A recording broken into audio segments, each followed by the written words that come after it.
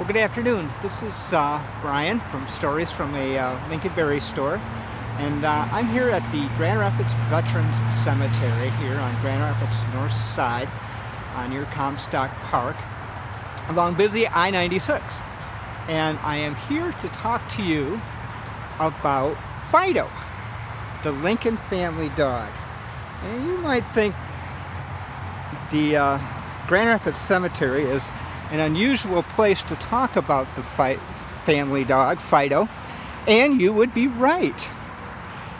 But there's an interesting connection to Fido here, and I wanted to use this as an opportunity to talk to you about it. So, Fido is the family pet. He's a mongrel with no distinguished pedigree whatsoever. Kind of looks a little bit like a yellow lab in some respects, but Fido's most endearing habit was showing his congeniality by depositing his muddy paws on anyone whom he happened to know. Well, it's that habit that probably got him killed. So the Lincolns seem to have acquired Fido sometime around 1855. We suspect that because there's a purchase from Dillard's store for something called vermifuge, which is used for tapeworm. So that suggests that at least at that point in time, the Lincolns owned Fido, or had a dog. So Fido probably spent his time with the boys playing on 8th and Jackson in the neighborhood and running around, doing what kids normally do with their dogs. But winter evenings, obviously you couldn't be out running around, so they would probably spend that time playing around the black horsehair sofa that was in the Lincoln living room. And it's probably that time at which Lincoln would have maybe either invented or come up with a story, or maybe it was then that he was reminded of it. The story about a riddle of how the riddle goes like this: if you call a tail a leg, how many legs does a dog have? Well, the answer is, think about it, the answer is 4. Because calling a tail a leg doesn't make it a leg. Anyway, so Fido had a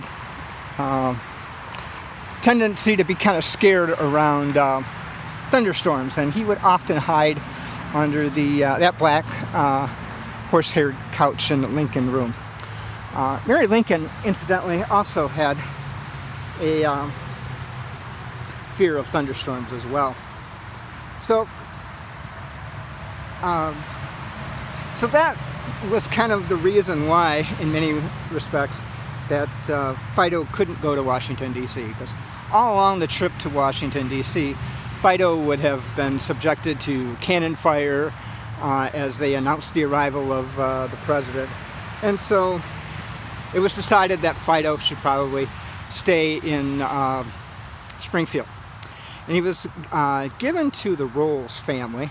The Rolls had 2 sons, John and Frank, so they were, very similarly situated to the Lincolns with their 2 children as well.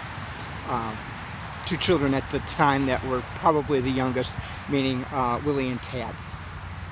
So we don't know much about what happened after that. We do know that that couch, that sofa, was also given to the Rolls, probably because Fido was familiar with it and he needed someplace to stay. The next thing that we hear is sometime after Willie dies in the White House. Billy the barber, William de Florville, writes a letter of condolence to Lincoln. and he tells him that to tell Taddy that his and Willie's dog is doing well. Now, the classic story of Fido's death is in an article in the Illinois State Journal dated February 20, 1893, and the article is titled "Fido was Assassinated." And it goes like the key part of the story is this: he, meaning Fido, was exceedingly friendly and had a habit of showing his congeniality by depositing his muddy yellow paws plump on the breast of anyone who addressed him familiarly. His excessive friendliness eventually caused his death in a very unique way, in that Fido suffered the fate of his master, assassination. The dog was a yellow fellow of moderate size, ran against Charlie Planck, who was whittling a stick with a sharp, long-bladed knife. By an accidental move, while the dog was expressing himself in caresses, the blade was buried deep into his body. He shot out the door like a flash and was never seen again alive. His body was found about a month afterwards, where he was laid down behind the chimney of the old Universal Church. So, who is Charlie Planck? And we are right by his grave right now. And we don't know a whole lot about him. His father was a grocer in Springfield, and we know that Charlie Planck enlisted in the Union Army in the late summer of 1862 as a private in Company G of the 114th Regiment, Illinois Volunteer Infantry. Planck was 20 years old. He had blue eyes, brown hair, fair complexion, and he stood about 5 feet 6 inches tall. The 114th fought in battles at Bryce's Crossroad and also the Battle of Nashville. And Planck was discharged in March of 1865. So we know that Planck had 2 encounters with Springfield law enforcement. Once in 1865, when he was the victim, he was beaten and robbed. And then there's a second incident in March of 1868 where Planck was shot.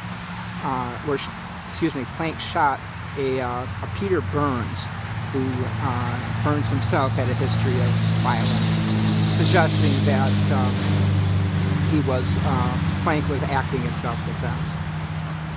Planck married his wife, Hattie, sometime in 1867. They moved to Detroit in 1870, where Planck worked as a clerk and an expressman. In April of 1915, Planck moved here to the Grand Rapids Veterans Home, where he died 2 years later on March 21, 1917. That's the story of of Planck and Lincoln's dog, Fido. Kind of tragic, but Fido's playful habits, though, may have gotten him killed, but perhaps he was just simply reflecting his master's plea to move past the Civil War with malice towards none, and to care for those who shall have borne the battle. Thank you for listening, and take care, stay safe. Bye, Fido. Woof, woof.